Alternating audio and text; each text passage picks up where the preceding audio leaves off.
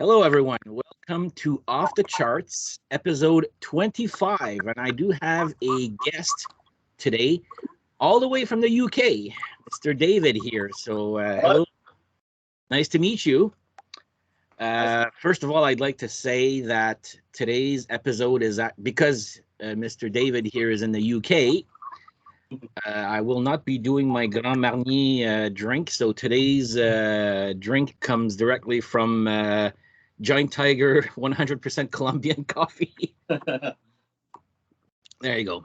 Because yeah, like I said, it's morning for me here. Plus, if my boss is actually subscribed, if he sees that I've been drinking Grand Marnier before my shift, he'll kill me. So, all right. So today's episode was David's idea here. So we will be discussing our three. We've chosen three albums. I don't know what he's chosen. He doesn't know what I've chosen. So it's underrated gems. Sorry, what? Excited. Yes. So it'll be three underrated gems. So albums, I guess, that we feel that are awesome, but the public probably doesn't think so, or it flopped, or maybe it's critically acclaimed, but it flopped or whatever. But an album that we feel that is very good, but nobody else feels that way for some reason. And we'll explain why. Cool? Good. All right. So I will go first. And my first one is actually a very unpopular choice when you think about this band here. So I'm going to put this album here as my number one, which is Megadeth, Risk. Anybody remember this one here? Yeah, I'm familiar with that. Do you know this one? Never listened to it, but I know it's basically, everyone says, oh, that's the worst. Yeah. It's the worst one. Yeah. So the thing is with this album, what I find is, sure, it doesn't sound like, it sounds like Megadeth at times, but to me, a good song is a good song, right? Doesn't matter who sings it. And this album is like, at one time I had given up on Megadeth. Then I heard this and I had sold all my CDs. Then I rebought them because when I heard this album, I was like, wow, this is good. But this totally flopped here in Canada. Like, there was one guy I mentioned, he saw them in Quebec City. He goes, there was like 500 people there. It was so intimate. It was a great show, apparently. But 500 people to see Megadeth. That's... Wow. Yeah. So, I mean, like, you got Prince of Darkness, Insomnia. But the song that I love on this is Breadline. Now, does it sound like a Bon Jovi song to a point? Yeah, I guess so. But, man, I don't know. I love this album. I know my brother-in-law too loves this album too. I think we're the only two that actually like this album here. But I've listened to this like so many times. I don't find there's a bad song. Like I said, it's not typical Megadeth. This is actually, I find this way better than the one before this, which was The World Needs a Hero. That one was just like uninspired to me. But anyway, I'm putting number 3, Megadeth, Risk, as my underrated gem. I know I'm in extreme minority when I talk about this here, but this will be my number 3. Cool? Oh, good stuff. There you go. You're up, my friend.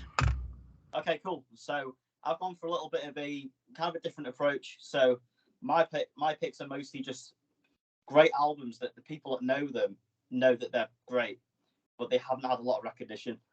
So, yeah, same. To be honest, I almost picked Jugulator or Demolition from Judas Priest because I absolutely love those albums. Demolition, I mean, I come into it expecting to be terrible, but I really liked it. But, I like Demolition. Yeah, I love that album.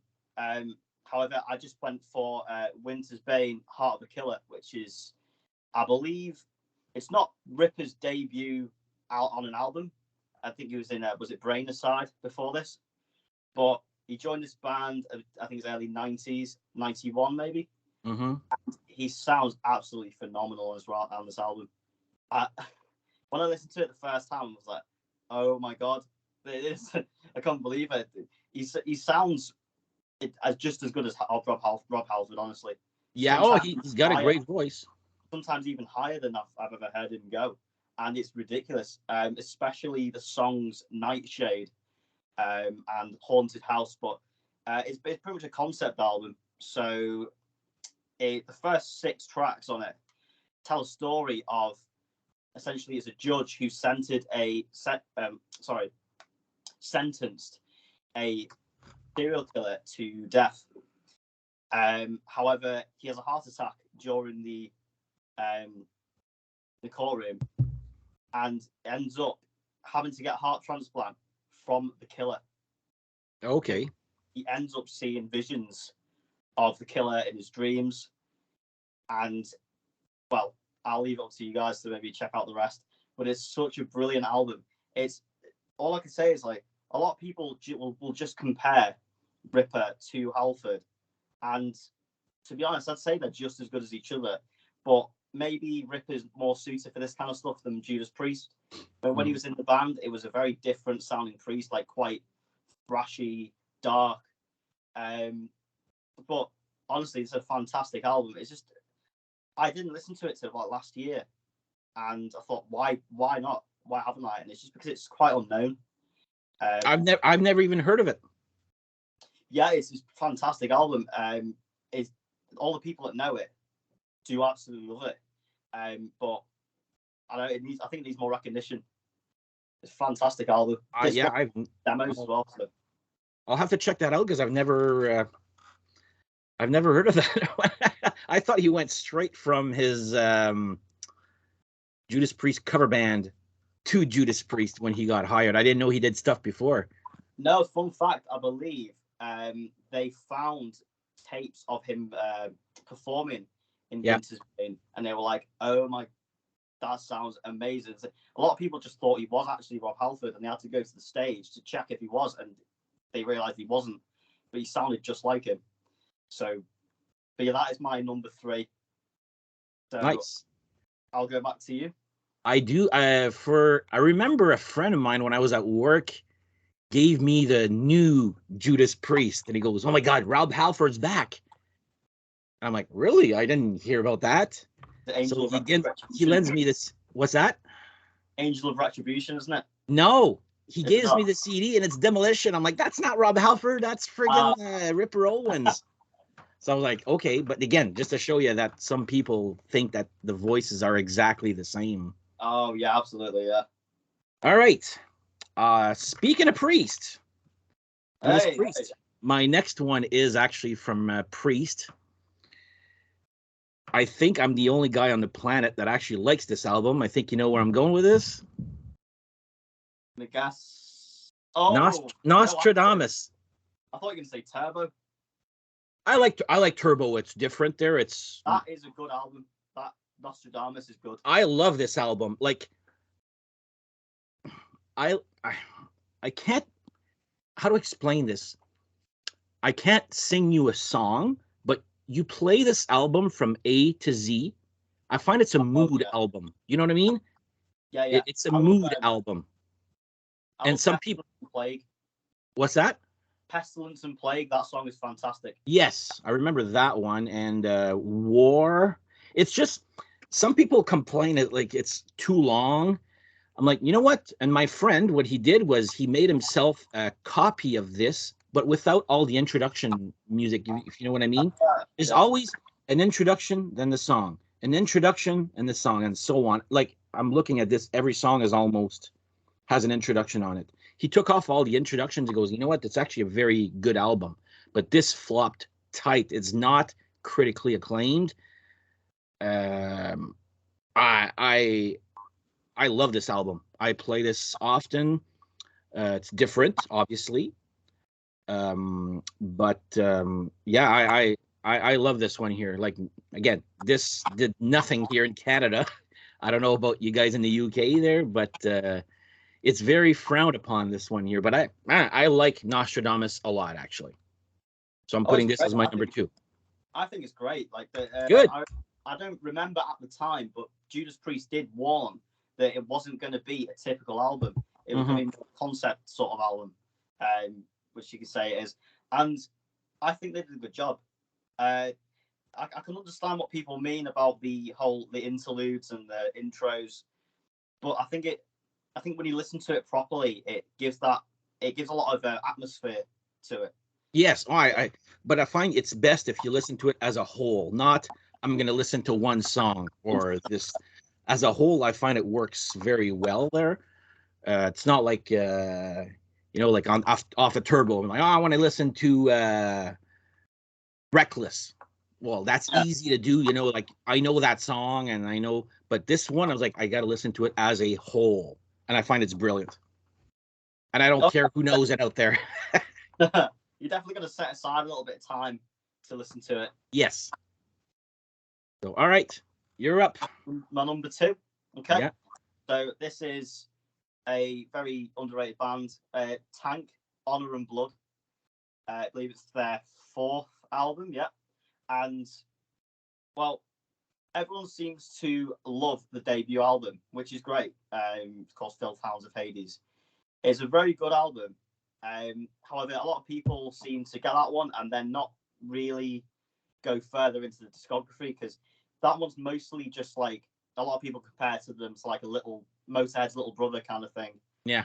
Kind of makes sense. There were three members, bassist who's also a vocalist, But this is when they've got 4 members in the band at this point. I believe it's the Brabs brothers still, or is it Bia and Mick Tucker on the drums. But it's a fantastic album. I really do love it, especially the song "Kill." I've always thought, strangely, "Kill" is almost like a death metal song without the kind of vocals. The growl. The lyrics are so gruesome. It's literally about someone in a relationship with a woman or with a partner, and they've gotten to them so much they just have enough and end up just killing them, like, really graphically. But you hear every word of it. Okay. It's awesome. It is an awesome song. It's very cool.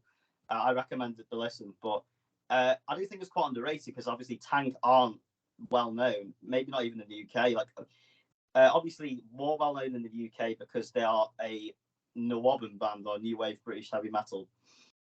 I'd imagine over where you are, you've probably never heard of Tank or Raven or anything like that, really. I heard the name Tank. I can tell you that they have an album with 3 wolves on them. Yeah, that's Filth Hounds of Hades. That's the first one. Yeah. And there's another one with the planet Earth, I think.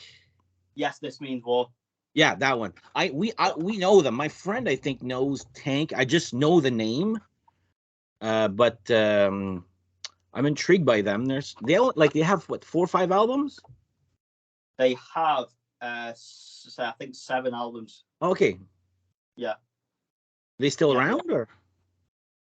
Well, they're still okay. They are and they aren't. So Algie Ward, the singer, the bassist, the original member, he essentially took out his own. He went on his own because I believe Mick Tucker and Cliff Evans, they split off from Tank and tried to take their. Well, they actually do perform under the name Tank. So there's 2. Tanks. Okay. Sort of like one of those again. Right, or Venom, kind of.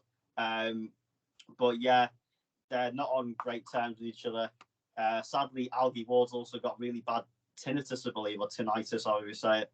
So he can't really perform properly on stage anymore. He has to do everything himself as well. The albums are all right, but they're very badly produced.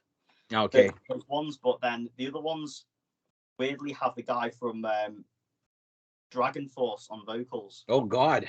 It's a really wild departure from the Motorhead Lemmy sort of style to, like, power metal. It's all right, but it's not quite the same. That's all right. That's I will check those out one time there, like Tank. Like I said, I've known them there, so we'll one day. All right. So I'll go for my last one here. This one's it's more hard rock than metal. So I'm going to put, this is critically acclaimed. People who own it love it, but nobody knows it exists almost. So I'm talking about Deep Purple, Perpendicular. Now, I remember when I bought this, and the reason I bought this is two reasons. There was an article, and I still remember the headline: "The best album you'll never hear," because people, when they think of Deep Purple, they think of Machine Head or In Rock or Perfect Strangers. Their 70s, and this is 96, and I remember being at the record store and hearing a song on the intercom or whatever, the speaker at the record store. I'm like, oh my God, this is so good. And then I bought this album, and I was like, wow, talk about reinventing yourself, but not reinventing yourself. It's, how do I say that? I like Deep Purple. I don't love them there, but it was kind of getting rehash after a while. And then Richie Blackmore's out, by the way. The guitarist is Steve Morse. Oh, yeah, I'm familiar with that name. Yeah. And Vavoom Ted the Mechanic. Sometimes I Feel Like Screaming has got to be one of the best ballads / rock songs ever made. Like that. There's one little riff that Morse does in this, and it's like, oh my God, it's beautiful music. Cascades, I'm Not Your Lover. If you want to have, and you look, and I'll show you the picture here. So I don't know if you know the keyboardist John Lord from Deep Purple. He passed away a few years ago. So you could hear his notes going little on the keyboard, and then you look at the picture of him inside it, and I'm like, how the hell does that guy not have arthritis?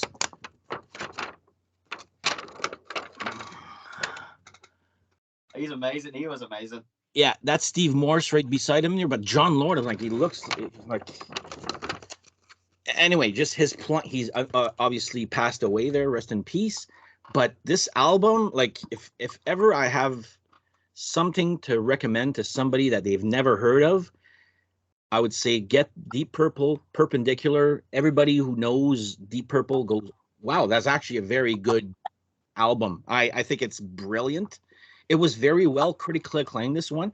Just at that age, we all know it's all about youth now almost in the music industry there. So if you're not young, pretty much there, you won't be played on the radio or whatnot. And this, I don't know, it's great. Great album. So I'm leaving it at that. It's great. I'll have to check that out. Of course. What's that? I do like Deep Purple, but of course I've only listened to Machine Head, Burn, up to what's it called, Stormbringer. Yeah, that's fantastic. But I've not listened to past that. Actually, no. Then I think it's called Whoosh. Is it their new one? I've listened to some of that. Oh, Whoosh, yeah. That's good. That's really good, especially for their age.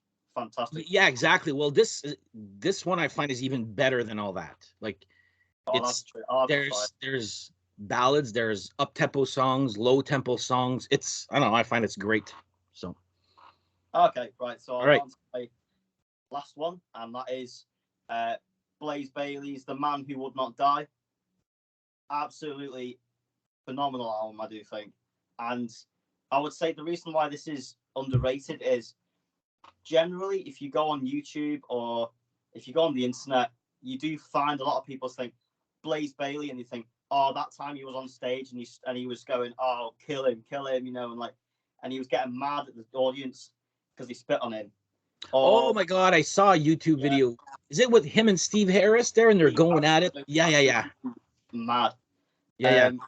And all they think of, obviously at the same time when he would be singing The Trooper or classic Iron Maiden songs. And sadly, even I'm a massive Blaize Bailey fan, but he couldn't really pull it off properly. But he's out of his depth really there. But if you got Bruce Dickinson to sing this stuff, he wouldn't sound as good as Blaize, because this much lower register kind of vocals, he really shines in this album. Not just this album, but to be honest, his whole discography is really good for the most part. I don't really see many weaknesses, but in particular, this is just amazing. It's quite a long album, but it's got anything you can think of, like really thrashy songs, like say "The Man Who Would Not Die" or "Robot," or you got like almost a ballad with what's it called, "While You Were Gone." brilliant, powerful song. And you've even got like more power metal kind of stuff on here. He really does hit a lot of different things in this album. It's just incredible. It's kind of sad to see people be like, oh yeah, he's the guy who was in Iron Maiden for 2 albums and kind of ruined it. Like, well, for a second, go to the X Factor. It's not a bad album. It's just a very, very different album. It's like Jugulator, for example. It's a very different sounding album. But unfortunately, obviously, he wasn't the greatest pick for Iron Maiden for their older stuff, which is, I suppose, where Judas Priest went a bit better with that, because Ripper could easily pull off Halford songs. But I think he deserves to be better remembered than just the guy who's an Iron Maiden. You know, he's done a lot better since he left. So. My friend loves Wolf's Bane. I don't know if you know his band. Yeah. I've not listened He to him yet. loves Wolf's Bane, but he hates the Maiden records that he's done. And it's I don't know, it's the same here in Canada, where Blaize Bailey is loved for everything he's done except Maiden. Yeah, well, that's great. What's that? Money Talks or something like that. It's an album. It's like white, I think, with their 4 pictures on it there. The last Wolf's Bane he did before he joined Maiden. Yeah. But I did see Maiden, and I'll defend him to a point. I saw Maiden on the X Factor tour. I thought he was great. He was great on that. And we're like, my friends and I were. It was me and my buddy that went, and we loved it. I thought, my God, this guy is actually different, but very good live. Oh wow! And then Virtual 11 came out, which I actually don't. I like that album better than I do X Factor. And yes, I do love The Angel and the Gambler. I know that one gets a lot of flack there. Okay. I like that song a lot. But we saw that tour. What's that? If it wasn't for the 50 chorus repeats, it's a little redundant there, but I don't mind. It's like, I prefer the long version than the edited version, the video version. But we saw the X Factor, so we're like, oh my God, he's actually good, Blaize Bailey live. And we go see the X Factor, and he was terrible, but he had a cold. I know that his songs were just not working, and then it just went downhill from there. And then, but I'll have to do another episode on Maiden. Just, I have a lot of bitching to do about that band but different reasons there. But anyway, I did see him live, and he's not like I said, I liked it for the X Factor. Virtual 11, like I said, I remember him having a cold, but it was just didn't work. The tour, like, thank God Dio was there, because we drove for 5 hours just to go see that show in Hamilton. Probably not tell you anything as a town name there, but we drove 4 or 5 hours away, and we're like, oh my God, we came here to see that. But thank God Dio was there, and that was great. But anyway, that's another story there. So, all right, well, good pick for that. I know Blaize Bailey. I see that your CD is signed. Yes. Yeah. Yes, I seen him a month ago. For the second month ago, time. Okay. And he was fantastic, brilliant. And the best thing about him is he's so lovely with his fans. He's a gent. He really is. I was right at the front of the stage of this gig, and my hearing for 2 days was just like, what? Yes, I.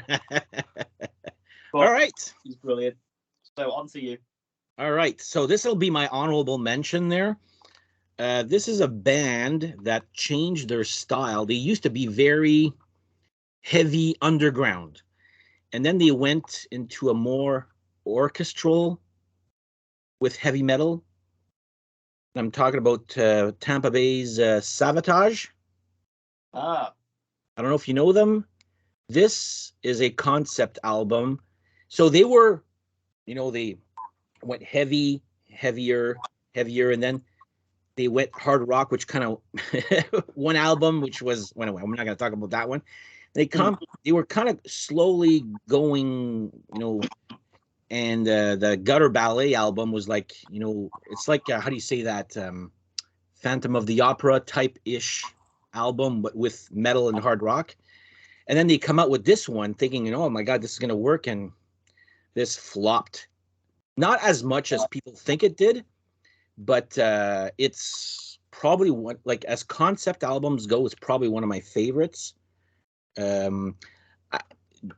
I would say there's two versions of this: the original version and this narrated version. If ever you get it, get the original version, not the narrated version. This is too long for nothing there, but I find it's a beautiful album. It's got metal songs, it's got hard rock song, it's got ballads, and it just works. And some of these songs, you'll actually, I don't know if you know Trans-Siberian Orchestra.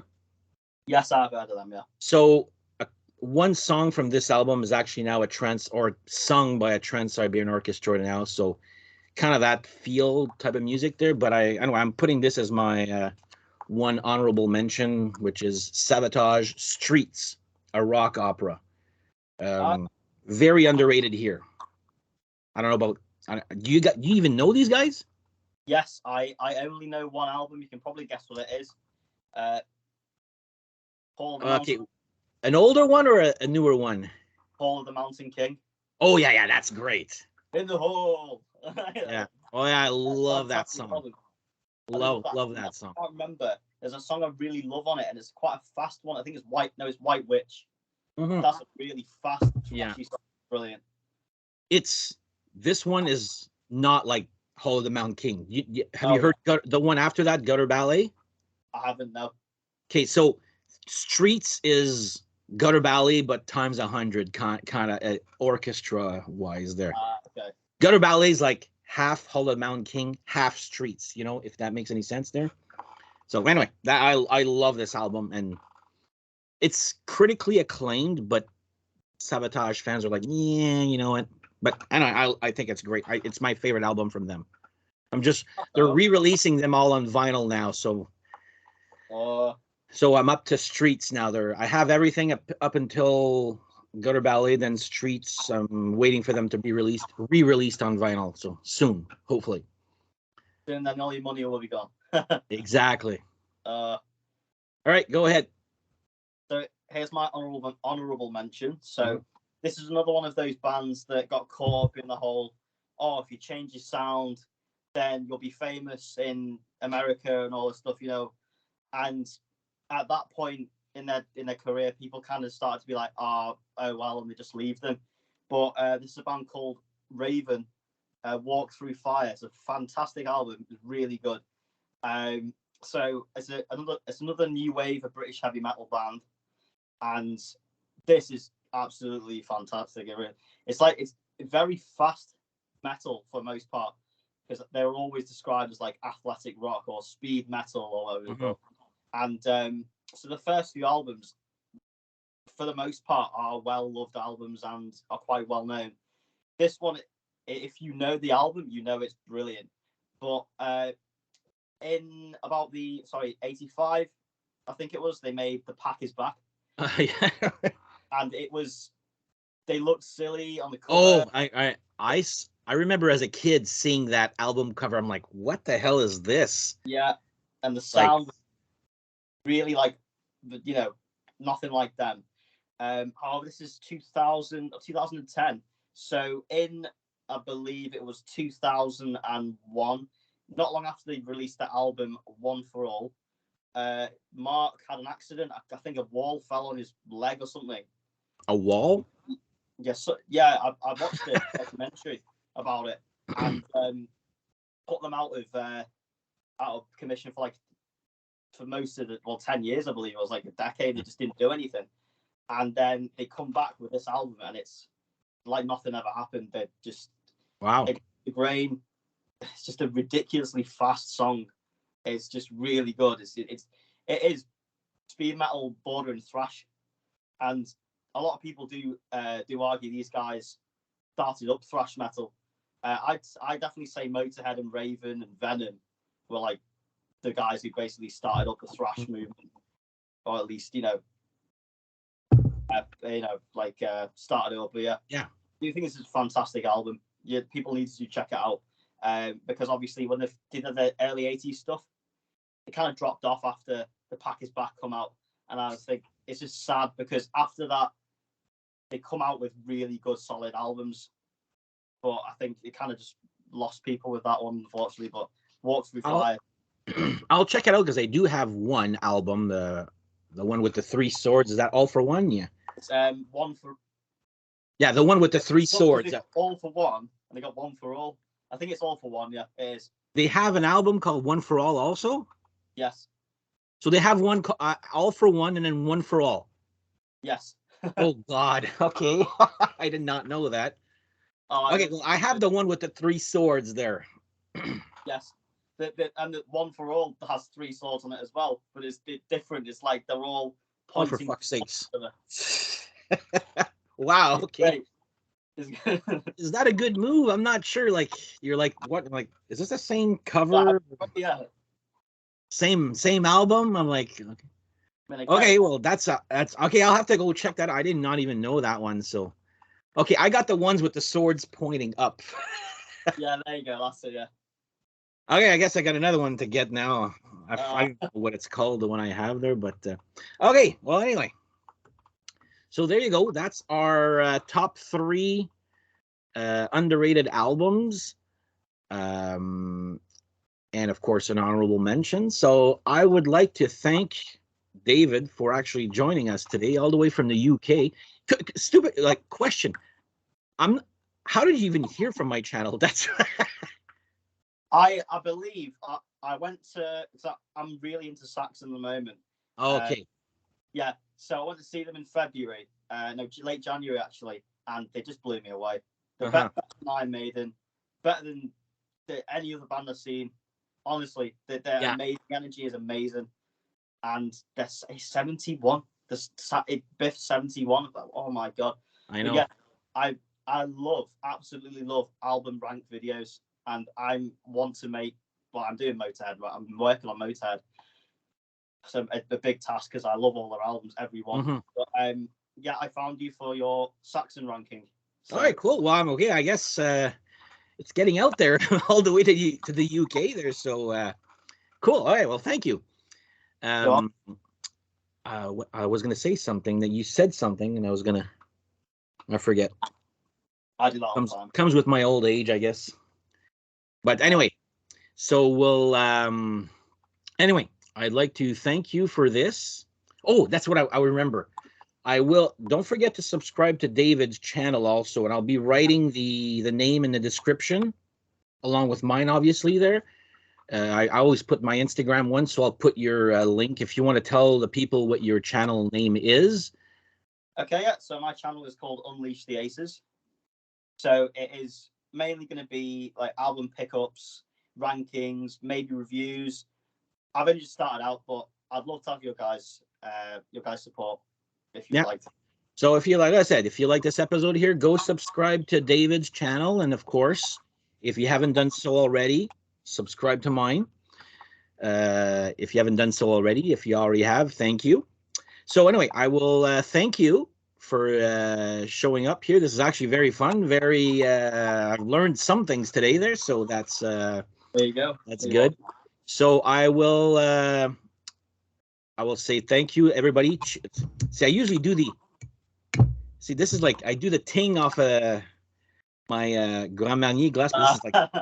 This is like potteries. There's no ting on it. Anyway, this is what happens when you're doing this in the morning. So anyway, so I will say, everybody, thank you. We'll see you next episode. And on that note, cheers, everybody, and have yourself a great day. Thank you. Take care.